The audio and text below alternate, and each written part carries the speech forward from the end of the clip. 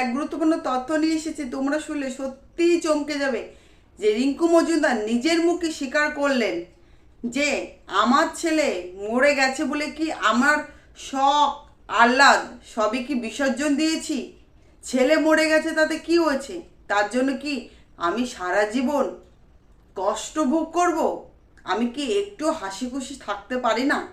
কতটা স্বার্থপর মা হলে এরকম কথা বলতে পারে? তিনি একটা স্বার্থপর মহিলা। সেই কারণে নিজের ছেলে সন্তানকে হারিয়েও এমন কথা কি করে বলেন, নিজের মুখে আবার স্বীকার করছেন সেটা মিডিয়ার সামনে।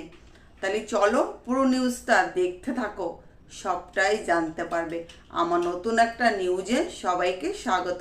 আশা করি তোমরা টাইটেল আর থাম্বনেল দেখলে বুঝতে পারছো বা আন্দাজ করতে পারছো যে আজকের গুরুত্বপূর্ণ তথ্য এটাই যে রিঙ্কু মজুমদার নিজের মুখে স্বীকার করলেন যে ছেলে মরে গেছে বলে কি আমার কোনো শখ আহ্লাদ নেই। হ্যাঁ, প্রথমত বলি, রিঙ্কু মজুমদার কিন্তু নিজের ইচ্ছেতেই বিয়ে করেছিলেন। তিনি জানেন যে প্রথম জীবনে আমি কোনো সুখ আহ্লাদ কিছুই পাইনি, এই জীবনটাকে আমি গুছিয়ে নেব। কারণ দিলীপ ঘোষকে দেখে ওনার খুবই পছন্দ হয়েছিল, মানে এতটা পছন্দ হয়েছিল যে সেটা বলে তিনি বোঝাতে পারেননি কাউকে। যেরকম ওনার টাকা পয়সা এবং উনি একটা বিজেপির একটা নেতা, দেখে ওনার খুবই ভালো লেগেছিল। আর উনি সাধারণ একটা মহিলা যার আগে একবার বিয়ে হয়েছিল, যার 27 বছর ছেলে আছে। সেই মহিলাকে একটা বলতে পারো তিনি একটা ইয়াং লোক হয়ে গেছে তেনার এখন। তিনি কিন্তু এখনো বিয়ে করেননি দিলীপ ঘোষ, এনাকে ইয়ংই বলা হয়। সে যে ওনাকে বিয়ে করেছেন সেটা কিন্তু রিঙ্কু মজুমদারের একটা স্বপ্ন।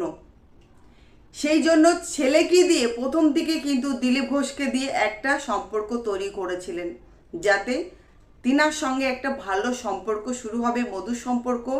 আস্তে আস্তে ধীরে ধীরে আমাদের জায়গাটা পরিষ্কার হয়ে যাবে, আমার জায়গাটাও পরিষ্কার হয়ে যাবে। সেই কারণে কিন্তু এই চালাকিটা হয়তো তিনি করেছিলেন।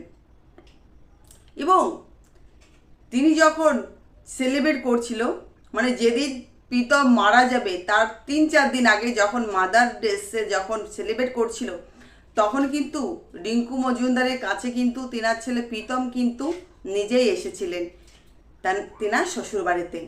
তখন এসে কিন্তু মাকে সেলিব্রেট করে মাকে গিফট দিয়ে কিন্তু চলে গেছিল।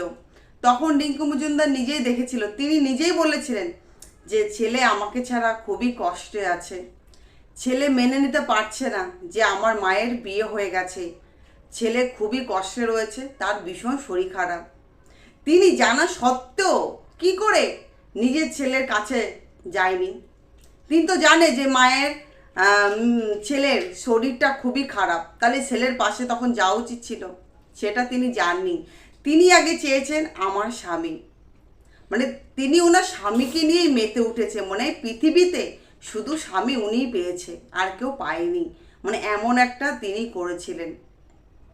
এবং কি তিনার যে ফ্ল্যাটটা ছিল রিঙ্কু মজুমদার এবং তিনার ছেলে প্রীতম যে ফ্ল্যাটে থাকতেন, সেখানে একটা মহিলাও আছে যে রান্না করে দেয় প্রীতমকে দুবেলা। সেই মহিলা তো রান্না করে রীতিমতন তিনি চলে যায়, সে তো আর প্রীতমের সেবা যত্ন করবে না মায়ের মতন, যেটা মায়ের করার কর্তব্য ছিল সেটা কিন্তু মা করেনি। কিন্তু তিনাকে দেখা যাচ্ছে সোশ্যাল মিডিয়ায় বেশ সেজে গুজে পরপিটি হয়ে ঘুরে বেড়াচ্ছে। ছেলের মৃত্যুর 1 সপ্তাহ হতে না হতে চলে গেলেন ত্রিপুরায় চলে গেলেন, হানিমনে চলে গেলেন, দুর্গাপুর চলে গেলেন, দীঘায় চলে গেলেন ওনাদের হানিমুন পালন করার জন্য। বলতে পারে এটা হানিমুনই হবে। এবং সোশ্যাল মিডিয়ায় যেখানে খুশি সেখানে পার্টিতে কিন্তু তিনি যাচ্ছেন সেলিব্রিটি হয়ে। আর উনি ক্যামেরার সামনে কিন্তু ওপেন ক্যামেরার সামনে কিন্তু যেটা ওনার মুখে আসছে সেটাই কিন্তু উনি তুলে ধরছেন। এবং কি উনি নিজেকে এতভাবে পরিপিটি হয়ে গুছিয়ে তিনি যাচ্ছেন যে মনে হচ্ছে ওনার কোনো কিছুই হয়নি, মানে ওনার ছেলে, উনি যে তার সন্তানহারা মা, ওনাকে দেখে সেটা বোঝা যাচ্ছে না। এগুলো কিন্তু আমার কথা নয়, এইটা সাধারণ জনগণের কথা, সেটাই তোমাদের সামনে আমি তুলে ধরলাম।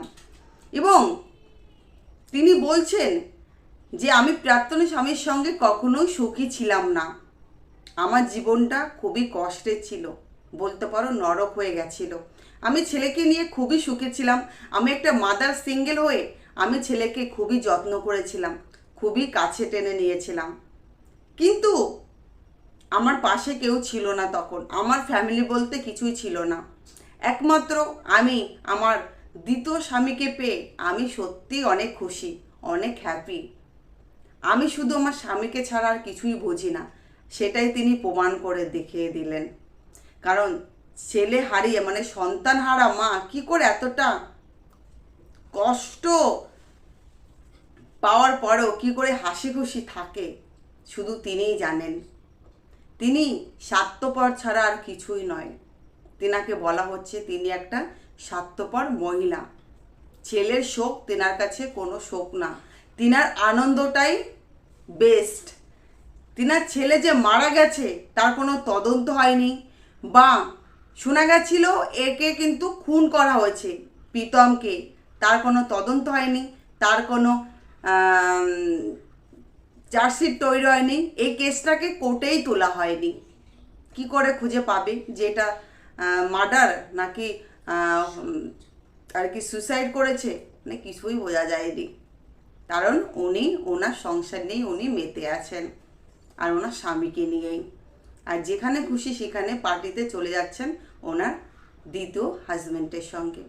যাই হোক, আজকে নিউজটা এই পর্যন্ত। নিউজটা যদি ভালো লেগে থাকে অবশ্যই চ্যানেলটিকে সাবস্ক্রাইব করে আমার নিউজে একটা লাইক করে সবাই পাশে থাকবেন।